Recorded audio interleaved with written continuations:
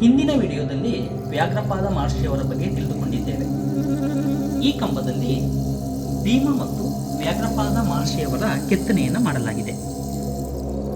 ಈ ಉಬ್ಬು ಶಿಲ್ಪದಲ್ಲಿ ವ್ಯಾಘ್ರಪಾದ ಮಹರ್ಷಿ ಭೀಮನ ಕಾಲನ್ನು ಹಿಡಿದು ಎಳೆದಿರುವಂತಹ ಒಂದು ಸನ್ನಿವೇಶವನ್ನು ಚಿತ್ರಣವನ್ನು ಮಾಡಲಾಗಿದೆ. ವ್ಯಾಘ್ರಪಾದ ಮಹರ್ಷಿ ಭೀಮನ ಕಾಲನ್ನು ಏಕೆ ಎಳೆಯುತ್ತಿದ್ದಾರೆ ಎಂಬುದನ್ನು ಈ ವಿಡಿಯೋದಲ್ಲಿ ತಿಳಿದುಕೊಳ್ಳೋಣ.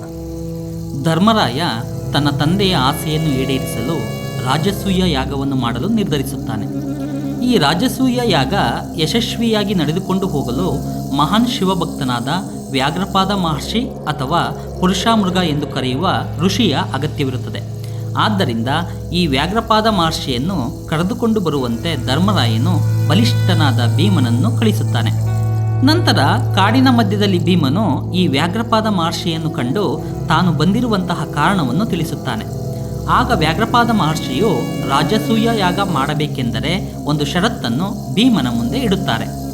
ಆ ಷರತ್ತಿನ ಪ್ರಕಾರ ಇಂದ್ರಪ್ರಸ್ಥದ ಕಡೆಗೆ ಭೀಮನು ಓಡಲು ಆರಂಭ ಮಾಡಬೇಕು, ತಾನು ಭೀಮನ ಹಿಂದೆ ಹಿಂಬಾಲಿಸಿಕೊಂಡು ಬರುವೆನೆಂದು ತಿಳಿಸಿತು. ಇಂದ್ರಪ್ರಸ್ಥ ತಲುಪುವವರೆಗೂ ಭೀಮನು ಎಲ್ಲೂ ನಿಲ್ಲಬಾರದು. ಭೀಮನೇನಾದರೂ ಮಧ್ಯದಲ್ಲಿ ನಿಂತಲ್ಲಿ ಅಥವಾ ತನ್ನ ಕೈಗೆ ಸಿಕ್ಕಿದ್ದೇ ಆದಲ್ಲಿ ಭೀಮನನ್ನು ತಿಂದು ಬಿಡುತ್ತೇನೆ, ನುಂಗಿ ಬಿಡುತ್ತೇನೆ ಎಂಬ ಷರತ್ತನ್ನು ವ್ಯಾಘ್ರಪಾದ ಮಹರ್ಷಿಯವರು ಭೀಮನಿಗೆ ಹೇಳುತ್ತಾರೆ. ಭೀಮ ಈ ಷರತ್ತಿಗೆ ಒಪ್ಪಿ ಗಾಳಿಯ ವೇಗದಲ್ಲಿ ಇಂದ್ರಪ್ರಸ್ಥದ ಕಡೆಗೆ ಓಡಲು ಆರಂಭಿಸುತ್ತಾನೆ. ಅದೇ ರೀತಿ ಪುರುಷಮೃಗ ಅಥವಾ ವ್ಯಾಘ್ರಪಾದರು ಮನಸ್ಸಿನ ವೇಗದಲ್ಲಿ ಚಲಿಸುತ್ತಾ ಭೀಮನನ್ನು ಹಿಡಿಯಲು ಹಿಂಬಾಲಿಸುತ್ತಾರೆ. ಈ ವ್ಯಾಘ್ರಪಾದರು ಭೀಮನನ್ನು ಇನ್ನೇನು ಹಿಡಿಯಬೇಕು ಎನ್ನುವ ಸಂದರ್ಭದಲ್ಲಿ ಭೀಮನಿಗೆ ಹನುಮಂತ ನೀಡಿದಂತಹ ವರವಾದ 3 ಕೂದಲುಗಳ ಬಗ್ಗೆ ನೆನಪಾಗುತ್ತದೆ. ಈ ಕೂದಲುಗಳನ್ನು ಕಷ್ಟದ ಸಮಯದಲ್ಲಿ ಬಳಸಿಕೊಳ್ಳಲು ಹನುಮಂತ ಭೀಮನಿಗೆ ನೀಡಿರುತ್ತಾನೆ. ಭೀಮ ಹನುಮಂತ ನೀಡಿದಂತಹ ಒಂದು ಕೂದಲನ್ನು ಭೂಮಿಗೆ ಎಸೆಯುತ್ತಾನೆ. ಎಸೆದಂತಹ ಸ್ಥಳದಲ್ಲಿ ಸಾವಿರಾರು ಲಿಂಗಗಳು ಹುಟ್ಟಿಕೊಳ್ಳುತ್ತದೆ.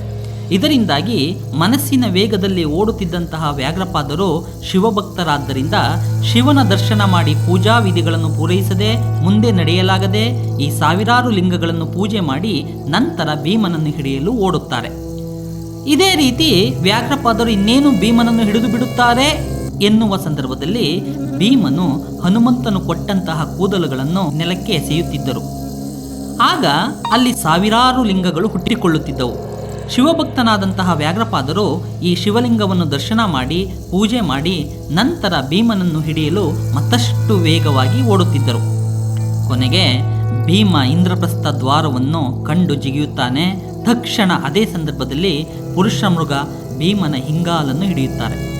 ಪುರುಷಮೃಗ ಅಥವಾ ವ್ಯಾಘ್ರಪಾದರು ಭೀಮನನ್ನು ಹಿಡಿದೆನೆಂದು ಷರತ್ತಿನ ಪ್ರಕಾರ ಅವನನ್ನು ತಿನ್ನಬಹುದೆಂದು ವಾದವನ್ನು ಮಂಡಿಸಿತು. ಆ ಸಂದರ್ಭದಲ್ಲಿ ಭೀಮನೂ ಸಹ ನಾನು ಇಂದ್ರಪ್ರಸ್ಥದ ದ್ವಾರ ತಲುಪಿದ್ದೇನೆ, ನೀನು ನನ್ನನ್ನು ತಿನ್ನಲು ಸಾಧ್ಯವಿಲ್ಲ ಎಂಬ ವಾದವನ್ನು ಮಾಡುತ್ತಾನೆ. ಆ ಸ್ಥಳಕ್ಕೆ ಧರ್ಮರಾಯನು ಬರುತ್ತಾನೆ. ಭೀಮ ಮತ್ತು ವ್ಯಾಘ್ರಪಾದರು ನಡೆದ ಸಂಗತಿಯನ್ನು ಧರ್ಮರಾಜನ ಬಳಿ ಹೇಳುತ್ತಾ ನ್ಯಾಯ ತೀರ್ಮಾನ ಮಾಡಲು ಕೇಳಿಕೊಳ್ಳುತ್ತಾರೆ. ಇವರಿಬ್ಬರ ವಾದಗಳನ್ನು ಆಲಿಸಿದಂತಹ ಧರ್ಮರಾಜನು ಭೀಮನು ದ್ವಾರದ ಒಳಗೆ ಪಾದ ಊರಿರುವುದು ಎಷ್ಟು ನಿಜವೋ, ಪುರುಷ ಮೃಗವು ಭೀಮನ ಮತ್ತೊಂದು ಕಾಲನ್ನು ಹಿಡಿದಿರುವುದು ಅಷ್ಟೇ ಸತ್ಯ ಎಂದು ಒಪ್ಪಿಕೊಳ್ಳುತ್ತಾನೆ. ನಂತರ ಧರ್ಮರಾಯ ವ್ಯಾಘ್ರಪಾದ ಮಹರ್ಷಿಯ ಬಳಿ ಬಂದು ಹೀಗೆ ಹೇಳುತ್ತಾರೆ, ನೀವು ಹಿಡಿದಿರುವ ಭೀಮನ ಕಾಲು ಇಂದ್ರಪ್ರಸ್ಥ ದ್ವಾರದ ಹೊರಗೆ ಇರುವುದರಿಂದ ಭೀಮನನ್ನು ಬಿಟ್ಟು ನೀವು ಹಿಡಿದಿರುವಂತಹ ಭೀಮನ ಹಿಂದಿನ ಕಾಲನ್ನು ತಿನ್ನಬಹುದು ಎಂಬುದಾಗಿ ನ್ಯಾಯಸಮ್ಮತವಾದ ಮಾತುಗಳನ್ನು ಧರ್ಮರಾಯ ನುಡಿಯುತ್ತಾನೆ.